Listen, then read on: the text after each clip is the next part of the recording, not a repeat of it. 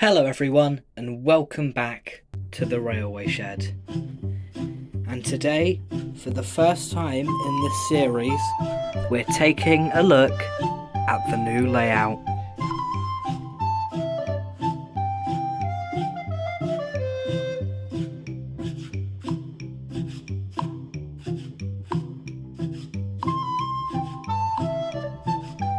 So, welcome back after a few weeks of my absence. I've just been having a few weeks off to get better videos prepared. So, this is how this video is going to work. It's going to be split into 3 sections. One will explore how I planned and designed the layout. The other, how I started laying track.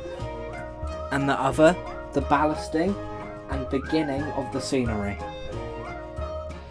And who knows, maybe we'll even see a first few trains running on the layout at the very end, so stay tuned. So, without any further ado, let's begin.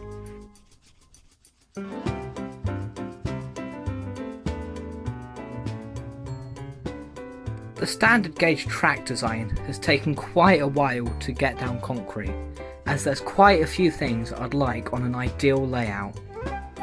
So, for the starters, we have a main station with a bay platform, which at the moment is using the buildings off of my old layout,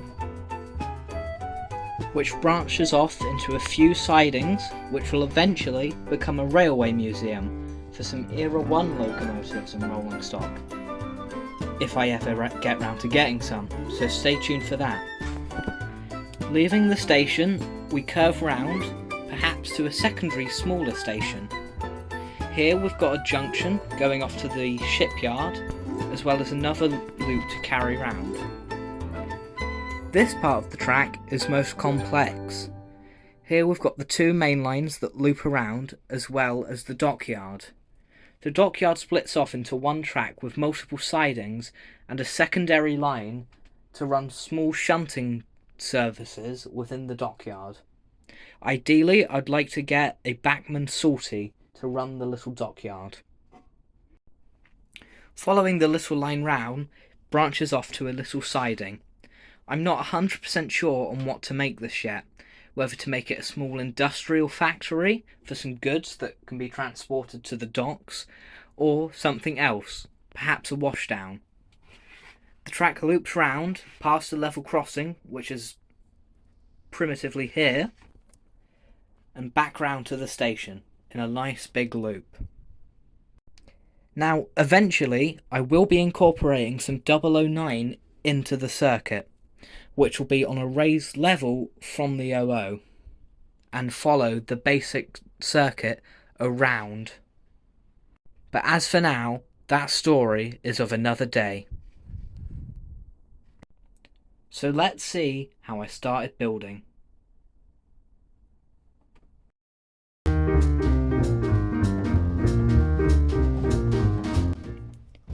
The track used for my layout is a combination of Hornby set track, which I have a bulk of, as well as some Pico Streamline Code 100 sections of FlexiTrack for 2 of the main lines, and also the smaller sort of curves and shorter straights that I need for the dockyard.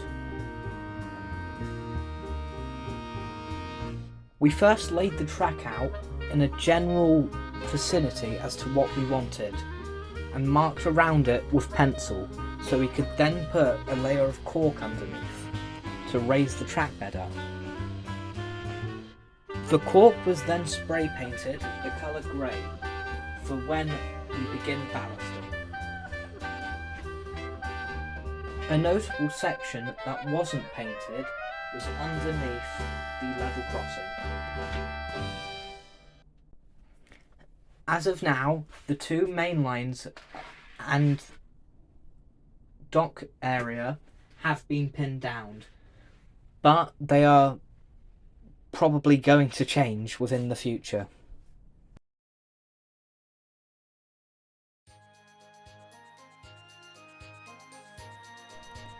The layout is managed with 3 basic Hornby controls. but I'm definitely looking to upgrade these, as I'm finding them quite unreliable.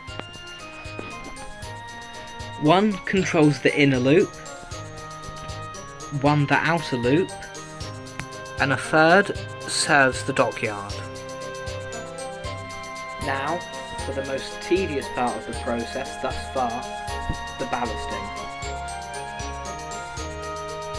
The ballast used on my layout is Woodland Scenic's medium grey blend.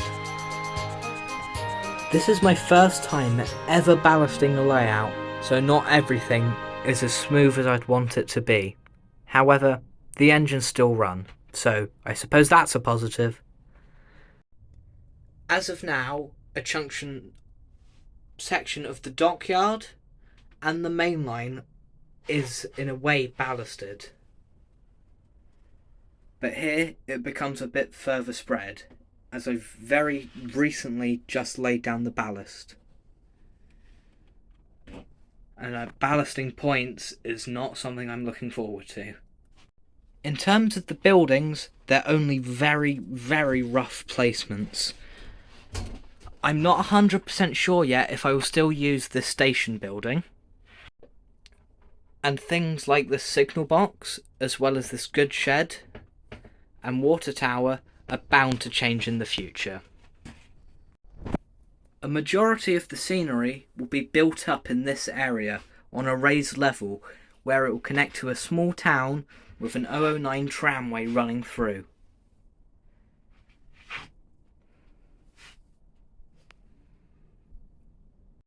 But as again, that's a story for another day. So, thanks for watching. That has been the process thus far.